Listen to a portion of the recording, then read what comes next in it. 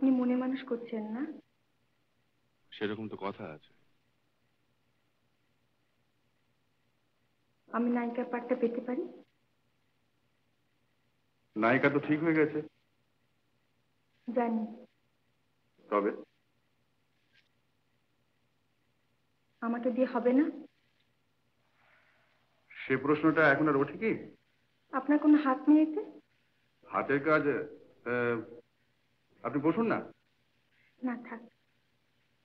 হাতের কাজ তো ফুরিয়ে গেছে। আপনি একটু চেষ্টা করলে হয় না? কি মুশকিল, চেষ্টা যে করবো তার একটা কারণ থাকবে তো। আর হঠাৎ এরকম একটা ব্যাপার করবো কেন বলুন তো? নায়িকা যেখানে সিলেক্টেড হয়ে গেছে সেখানে অন্য কোনো মেয়ের আমার কথা ক্ষমতা আছে, অ্যাম্বিশন আছে, সুযোগ পাওয়া মুশকিল।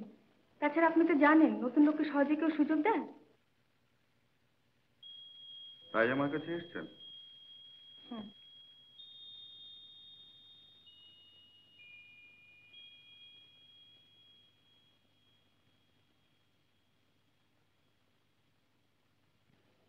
আমাকে মানায় কিনা দেখছেন? আপনি বিবাহিতা?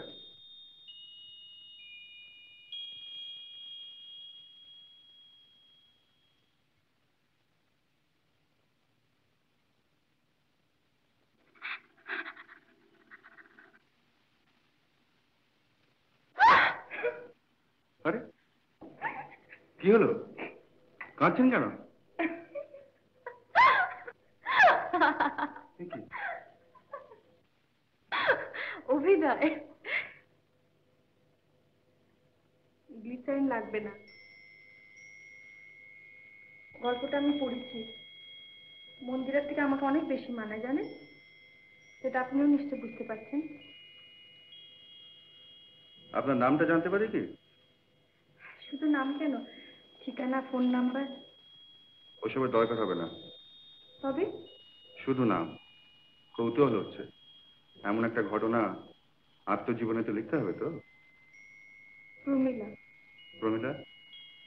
চ্যাটার্জি, মিস। হ্যাঁ,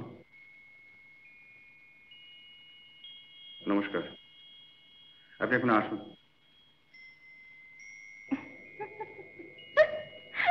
আবার কি হলো? আচ্ছা, আপনি এত প্রেমের দৃশ্য করেন, এত নায়িকার সঙ্গে এত ছবিতে, কিন্তু আপনার বাড়িতে একজন অচেনা মেয়ে এলে তো নার্ভাস হয়ে পড়েন কেন? নার্ভাস? নার্ভাসই তো। সংযত, ভদ্র, শিষ্ট। আপনাকে স্ক্রিনের চেয়ে এমনিতে বেশি ভালো দেখতে জানেন, একটু বেশি মেকআপ করেন বোধহয়। দেখুন মিস চ্যাটার্জি, বেশি রাত জাগা আমার অভ্যেস নেই। আমার আছে। কিন্তু আপনার মর্জি অনুযায়ী যে আমাকে চলতে হবে এমন কোনো কথা আছে কি? আপনি বরং কাল আসুন না।